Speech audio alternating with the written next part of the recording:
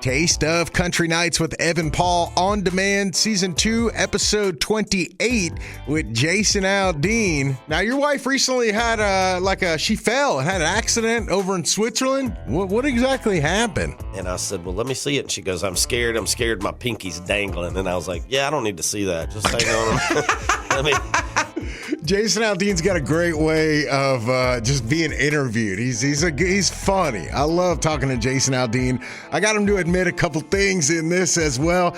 You know, what's his most expensive car in his garage? He finally told me about that and offered me a ride in that thing too. Let's get into this Jason Aldean interview. You can go into our past interviews. We just had Jelly Roll on, Kelsey Ballerini, Brantley Gilbert, Darius Rucker, Luke Combs, and more. Just search for Taste of Country Nights on demand wherever you get your favorite podcasts. This podcast is part of the Town Square Media Podcast Network. Hanging out with Jason Aldean here at Taste of Country, man. What's happening? What's happening, my man? Man, we're doing good, man. But the people actually really want to know, man, how's your wife doing and her arm?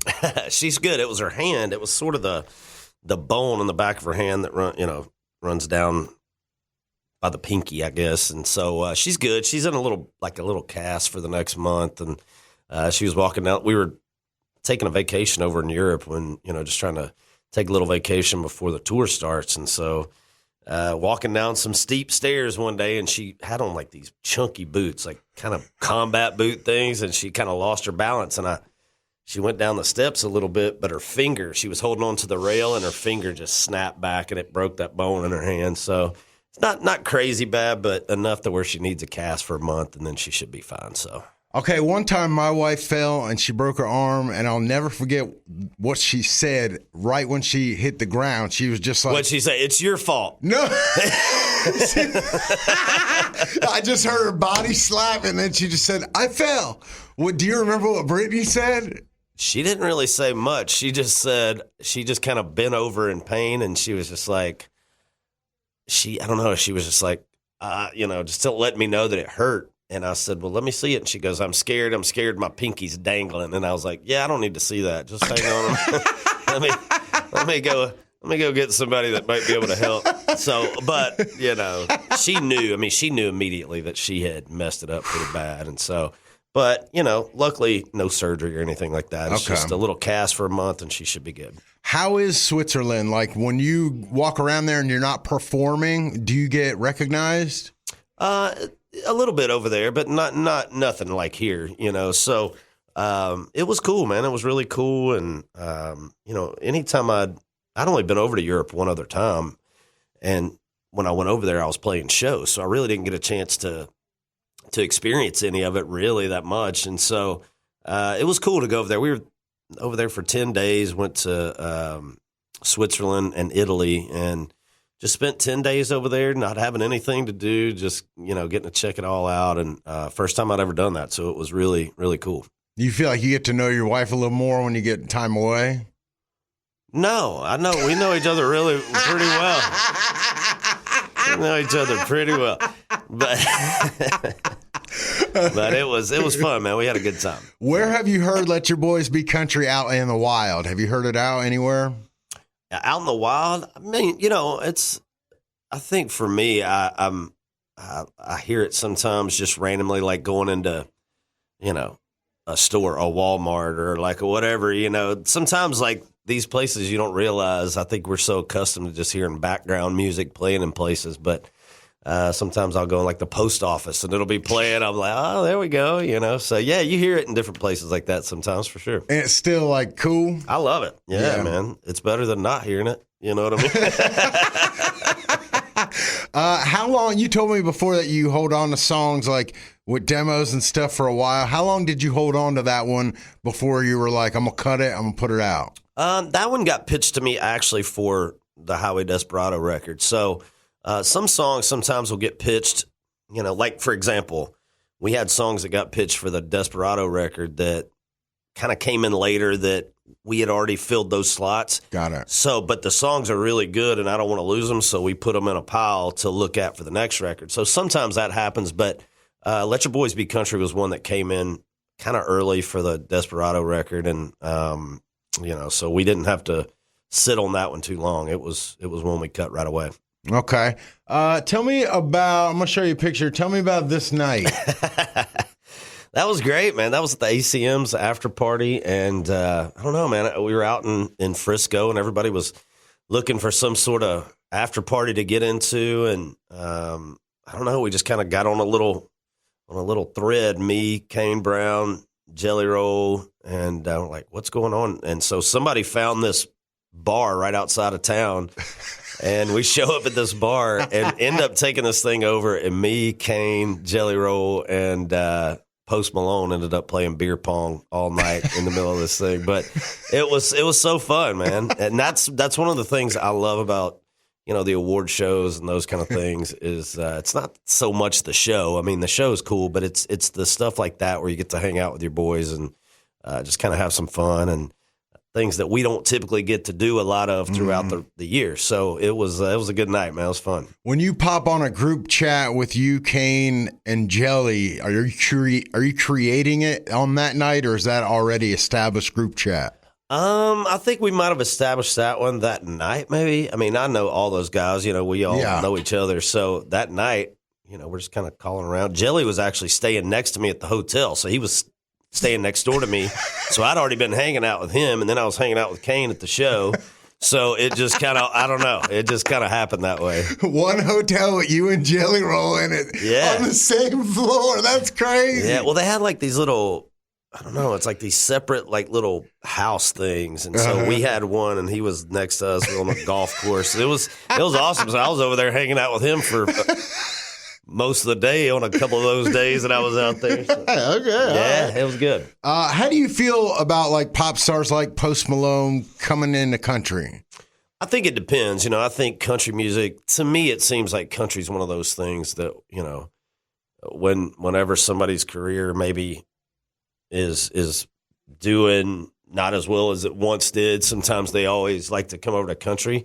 I don't think that's the case with Post. I think he's just a country fan that likes to, loves the people in the genre. He loves the music. And I think the country music fans, and a lot like they did with Kid Rock, will kind of welcome him with open arms. They won't do that for everybody, but I think he's a guy that country music fans like. They like his music, feel like he kind of fits in with what we do here. It's not, trying to force a whatever it is, square peg in a round hole kind of thing. Like it makes more sense with him, I think, him and guys like Kid Rock. So I love his music. He's super cool. I had a good time hanging out with him, and I see he's kind of doing stuff with a lot of different artists now, and who knows, we may do something with him at some point. I don't know for sure, but he's a guy that I think could thrive in this business in our genre, more so than a lot of the other pop guys that try to come over here and do that.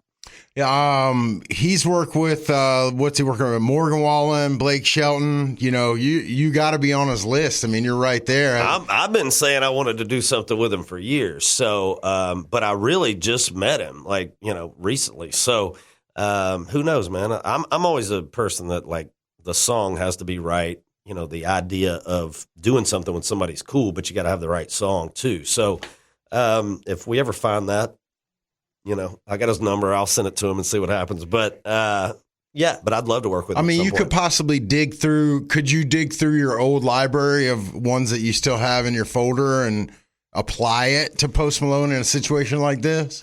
I don't know, man. Maybe we bring him in to help write something. Like, I don't know what that looks like yet, but I don't know. Because I would like I don't have anything right now that I think would be cool, but I would like to see you and him write, have a writing session, like getting back to you writing. Yeah, I think bringing him in to write something, something that he's, he's down with, something that I'm, that works for me and him, I think would be really cool. So we'll see what happens, man. I don't know. This is kind of a new friendship, so we'll see what happens. What do you think differentiates like the Darius Ruckers and the Post Malones that crossover from like the Jessica Simpsons that like didn't make it and they try? I don't know, man. I just think like, Post I think he's a true country music fan. It's like, he was he's a pop guy and sort of doing, his version of what that was, which was really cool.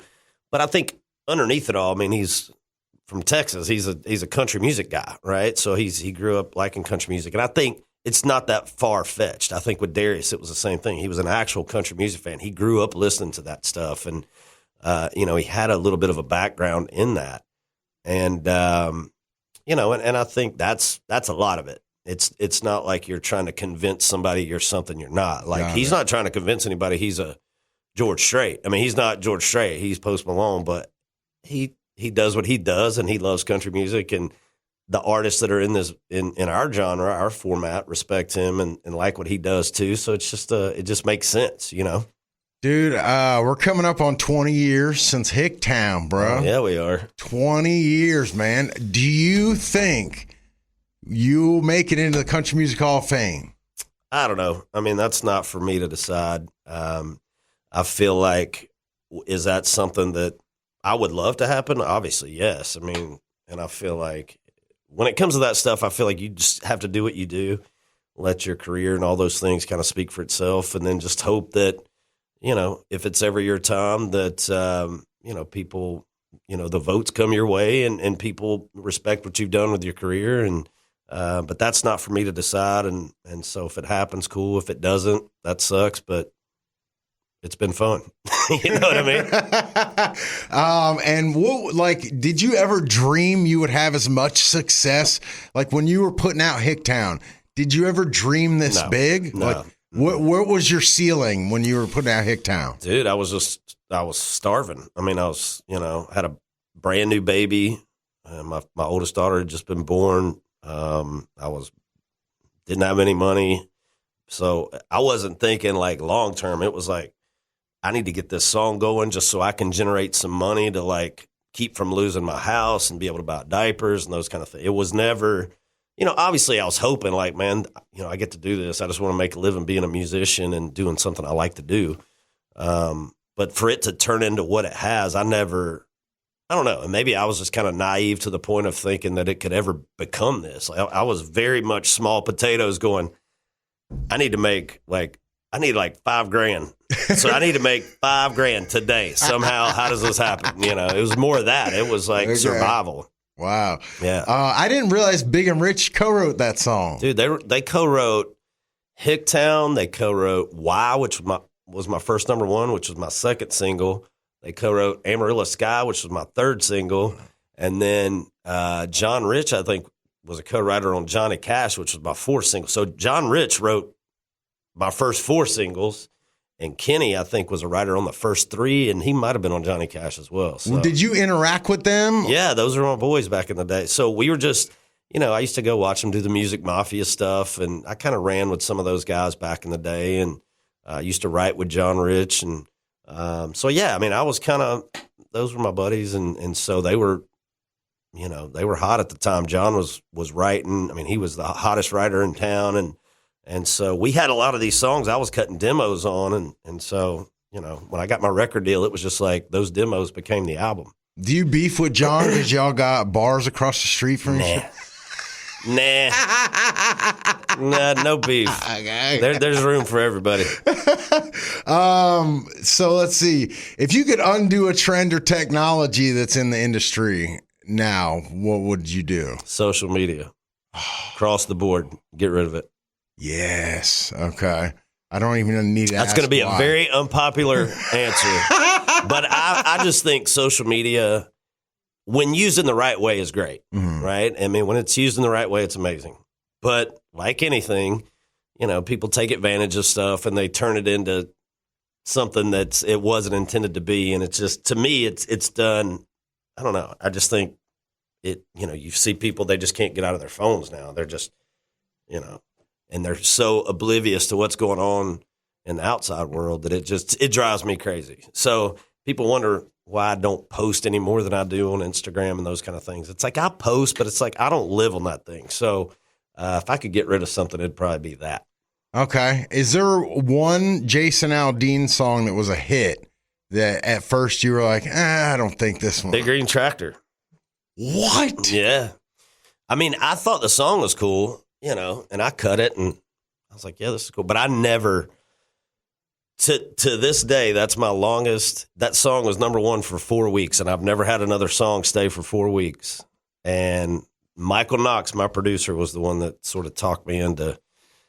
I'm telling you, man, there's something about this song. And I just don't typically put out songs that are a little tongue-in-cheek lyric that are, like talking about a tractor. Like, it's just not. So you had to be talked into it. I had to be talked into putting it out as a single. Wow. I thought the song was cool. I had it on the record, but it was like, that was a song that people, once the album came out, people were kind of, gravitating towards and stuff. And it was like, man, I'm telling you. And I'm like, really? That one?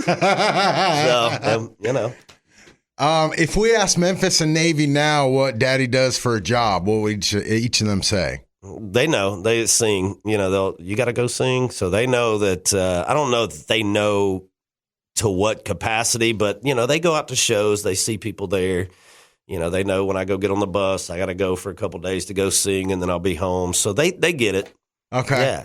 Other than tractors at the ranch, what's the most expensive automobile the Aldeans own? Oh God. I don't know, man.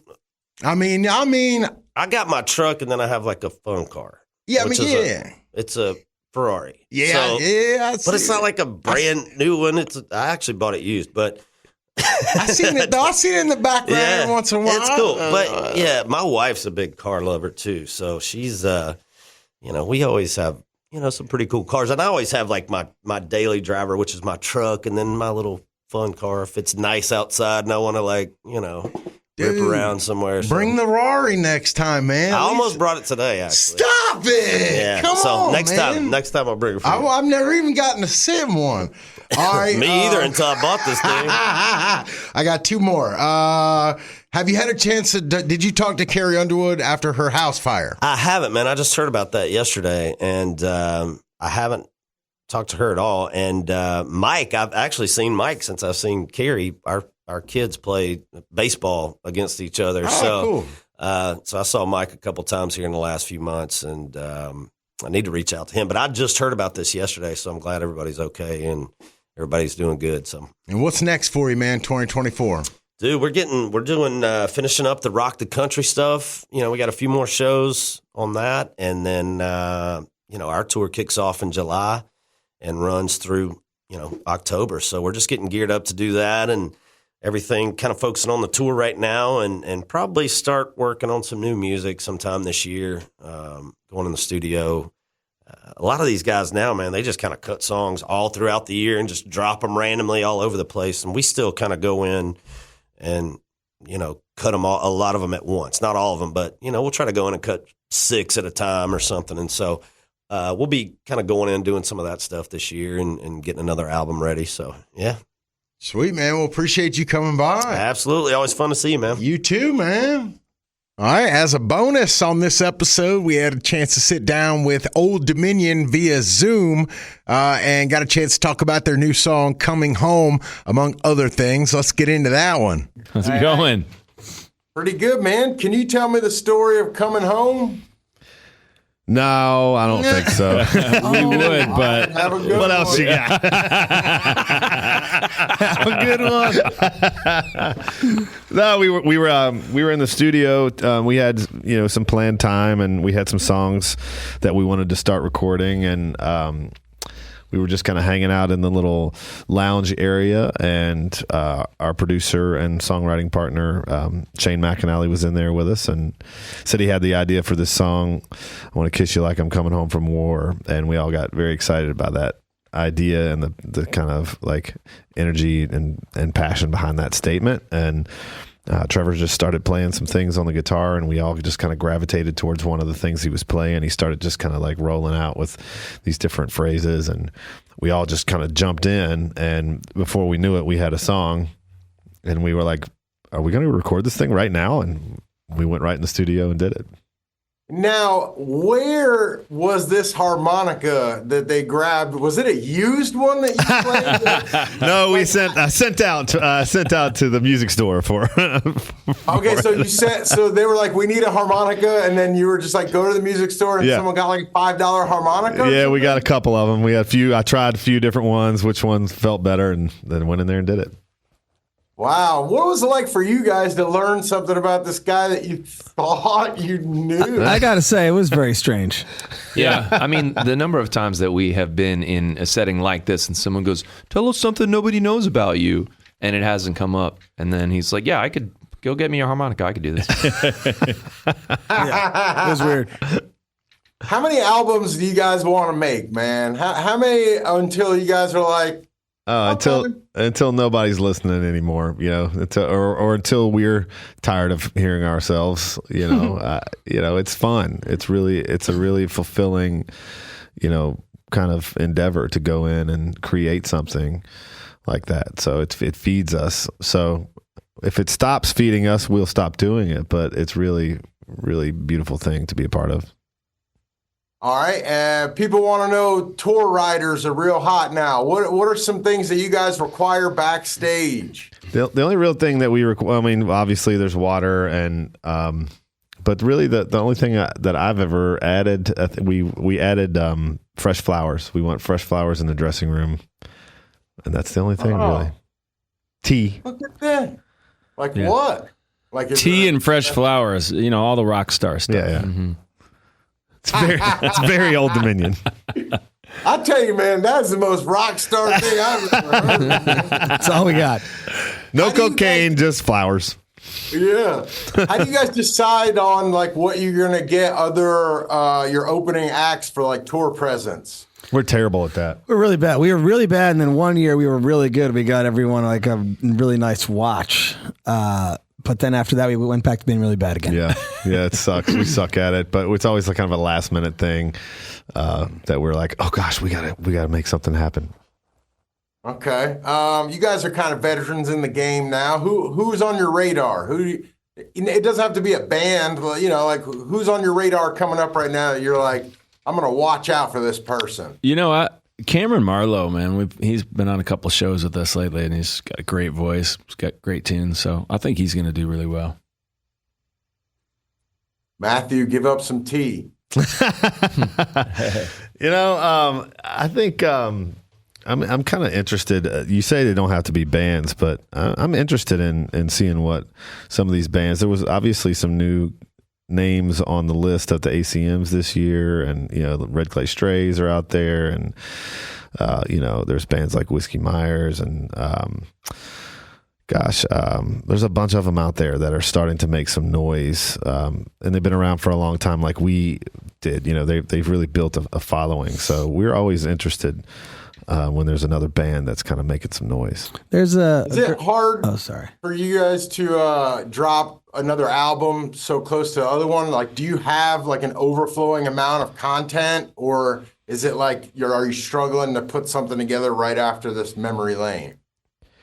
It's a tough decision, I think. I mean, because we love everything that we put on that album, and so in some ways it feels like we're leaving it behind. But luckily, when we have these big headlining shows, our fans bring signs and they listen to it. So they have a life. But the nature of the business is, people want more. Yeah. So it is a little bit of a challenge to keep up with that pace. But And we're always writing, though, so we already have a couple other things recorded, and we already have some songs that we have an idea that we're going to record. So, by the time it comes time to record more, we'll be ready. Even with Memory Lane, I still have that same feeling I have every time, where it's like, do we have the songs? And then we put out a 19-song album where I loved every song on it. So somehow we always find a way to make the new one.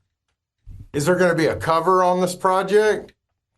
like a cover of a old song or something? Or no, yeah. Like everyone seems to be covering. How did you know stuff. that? Yeah. Did someone tell you? You guys have told me something about something. What is there something on there? There might be something on there. There might be a cover. Okay, on there. Yeah. Can you tell me like what genre it would be? It's a country song. It's a classic country song. Okay, so there's a cover of I'm crafting a headline here, so make sure. There's a cover of an old country song that's going to be on the new album. Yes. Correct. Okay. You just got some breaking news we didn't know we were going to break. Yeah. Is it solo or is it a group song? Solo. It's from a solo I'm a artist? solo artist, yep. Hell yeah. All right. And finally, I don't remember who. Somebody told me that their daughter wanted to date Morgan Wallen. I just wanted to get a checkup on that. Yeah, it was definitely probably all three of mine, but they're too young for him. But to date, they have not dated him and probably have no plans to. That you know of. Yeah. All right, man. Do we have a date on the next album? We probably do, but I don't know it. Love the honesty. Song first, album later. Song first, album later. Hey, I'm still a Meat and Candy fan, man. Oh, thank you, man. Damn. Hell yeah. All right. Thanks for taking time, man. You guys have a good day. Yep, All right, you too, man. Thanks. All right. Later. See you, man.